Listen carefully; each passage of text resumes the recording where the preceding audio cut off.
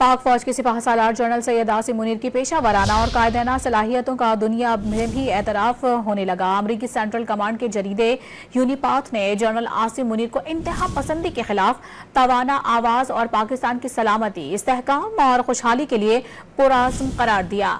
जरीदे ने जनरल आसिम मुनीर को उनकी कायदाना सलाहियत, दहशतगर्दी के खात्मे की काविशों, इलाकाई और मुल्की इस्तेहकाम के लिए किरदार और समाजी और इक़्तिसादी इक़दामात पर खिराज तहसीन पेश किया।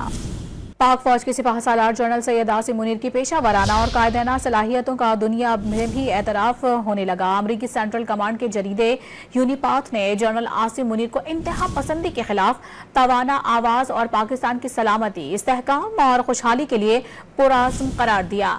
जरीदे ने जनरल आसिम मुनीर को उनकी कायदाना सलाहियत, दहशतगर्दी के खात्मे की काविशों, इलाकाई और मुल्की इस्तेहकाम के लिए किरदार और समाजी और इक़्तिसादी इक़दामात पर खिराज तहसीन पेश किया।